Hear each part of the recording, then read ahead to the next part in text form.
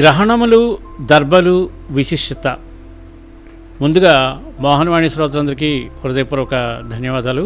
నా ఆధ్యాత్మిక మరియు భగవద్బంధువులందరికీ హృదయపూర్వక నమస్కారాలు. దర్భను గురించి తప్పక తెలుసుకోవాల్సిన ముఖ్య విషయములు. దర్భగడ్డి ఏ విధంగా ఆవిర్భవించింది, ఏ ఏ సందర్భాల్లో దర్భని తప్పక ఉపయోగించాలి, దర్భలు మానవ శరీరమునకు ఏ విధంగా ఉపయోగకరం, పురాణములలో దర్భ గురించి తెలిసిన విషయాలు ఏమిటి, వేమన గారు దర్భను గురించి వ్రాసిన పద్యమేమి, మనకున్న పవిత్రమైన వృక్ష సంపదలలో గడ్డి జాతికి చెందిన దర్భ ముఖ్యమైనది. ఈ దర్భలో చాలా జాతులున్నాయి. వీటిలో దర్భజాతి దర్భను అపకర్మలకు, కుశజాతి దర్భను సుకర్మలకు, బర్హిస్సు జాతి దర్భను యజ్ఞయాగాది శ్రోత క్రతువులకు, శరము రెల్లు, ఈ పేరు వినగానే నాకు రెల్లుపూల పానుపు గుర్తుకొస్తుంది. జాతి దర్భను గృహ నిర్మాణాలకు వినియోగించాలని ధర్మశాస్త్రాలు చెబుతున్నాయి. దీని ఆవిర్భావం వెనుక అనేక కథలున్నాయి. కొంతమంది దీనిని విశ్వామిత్రుని సృష్టిగా పరిగణిస్తారు. కూర్మ పురాణం ప్రకారం విష్ణుమూర్తి కూర్మావతారంలో మందర పర్వతాన్ని క్షీరసాగర మదనం సందర్భంలో మోస్తున్నప్పుడు ఆ పర్వత రాపిడికి కూర్మము వంటి మీద ఉండే కేశములు సముద్రంలో కలిసి అవి మెల్లగా ఒడ్డుకు కొట్టుకొని పోయి కుశముగా మారాయని, అమృతం వచ్చినప్పుడు కొన్ని చుక్కలు ఆ కుశ అనే గడ్డి మీద పడడం వలన వాటికి అంత పవిత్రత సంతరించుకుంది అని చెప్పబడింది. వరాహ పురాణం ప్రకారం ఈ దర్భలు వరాహావతారంలో ఉన్న శ్రీ మహావిష్ణువు శరీర కేశములని చెప్పబడింది. అందువలననే దర్భగడ్డిని శ్రీ మహావిష్ణువు రూపములని జనులు భావించి భాద్రపద మాసంలో దర్భాష్టమి నాడు వీటికి ప్రత్యేక పూజలు చేస్తున్నారు. వీటికి దేన్నైనా శుద్ధి చేసే శక్తి ఉందని నమ్మిక. ఈ నమ్మకాన్ని నిజం చేస్తూ శాస్త్రవేత్తలు వీటిని విరోచనాలు, రక్తస్రావం, మూత్రపిండాలలో రాళ్ళు, మూత్ర విసర్జనలో లోపాలు మొదలైన వానికి మందుగా వాడుతున్నారు. అలానే ముంజ పర్వతం మీద ఉండే దర్భ అతి సారాది రోగాలకు ఔషధమని అధర్వణ వేదంలో చెప్పబడింది. అసలు దర్భ అన్న పదం వినగానే మనకు గుర్తుకొచ్చేది గ్రహణ కాలం. ఆ సమయంలో అన్నిటి మీద దర్భను ఉంచడం మనకు అలవాటు. కానీ అలా చేయడం వెనుక ఉన్న అసలు రహస్యం ఏమిటంటే, సూర్య చంద్ర గ్రహణ సమయాల్లో కొన్ని హానికరమైన విషకిరణాలు భూమి మీదకు ప్రసారమవుతాయని ఈనాటి విజ్ఞాన శాస్త్రం నిరూపిస్తోంది. ఇలాంటి వ్యతిరేక కిరణాల దర్భాల కట్టల మధ్యలోంచి దూరి వెళ్ళలేకపోతున్నాయని ఇటీవలే కొన్ని పరిశోధనలో కూడా తేలింది. ఇది అసలు విషయం. చంద్రగ్రహణం అప్పుడు, సూర్యగ్రహణం అప్పుడు మనం తినే వాడే ప్రతి వస్తువుల మీద ఈ దర్భగడ్డలను ముందుగా వెయ్యాలి. అలాగే గ్రహణం విడిచిన తర్వాత ఈ దర్భలను తీసి మనం భుజించాలి అని చెప్పి చిన్నప్పటి నుంచి మన తాతల కాలం నుండి మేము చూస్తున్నాము. అయితే దీని వెనక శాస్త్ర ప్రకారము మరియు పురాణాల ప్రకారము ఎంత స్టోరీ దాగి ఉందని మనకు తెలీదు. నాకైతే తెలియదండి, ఇప్పుడే తెలుసుకున్నాను. మీకు కూడా తెలిసే ఉండొచ్చు, కానీ చాలామందికి తెలియదండోయ్. కాబట్టి ఈ విషయాన్ని తప్పకుండా వాళ్ళకి షేర్ చేస్తారు కాదు. వచ్చే గ్రహణానికైనా వాళ్ళు దర్భల్ని సరైన క్రమంలో వాడతారని ఆశిస్తూ, సర్వేజన సుఖినో భవంతు, లోకా సమస్త సుఖినో భవంతు. ధన్యవాదాలు. స్వస్తి.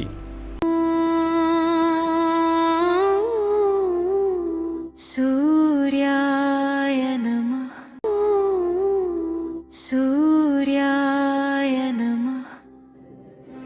గ్రహదోషాలను నివారించి మానసిక ప్రశాంతతను కలిగించే సూర్యగ్రహ దివ్య చరిత్ర వినండి, వినిపించండి, వింటూనే ఉండండి. మీ మనసు దోచే మోహనవాణిలో.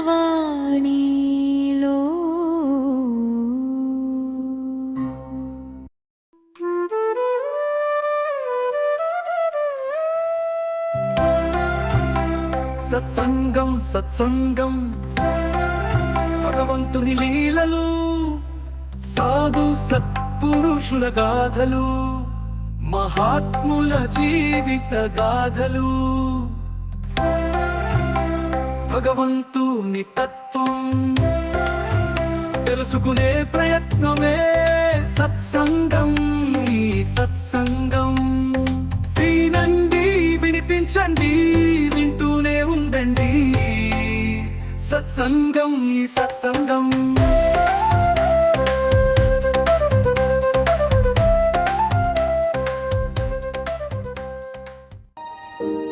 అనగా అనగా అనగనగా మీ మోహనవాణిలో పొడుగు కథలు పొట్టి కథలు వినండి వినిపించండి వింటూనే ఉండండి అనగా అనగా అనగనగా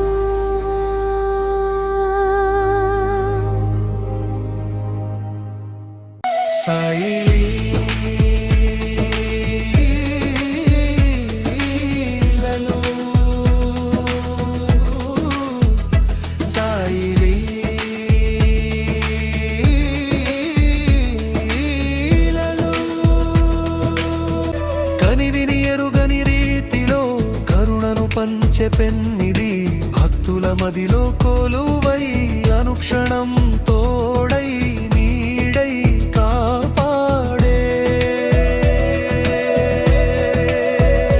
సాయి లీలలో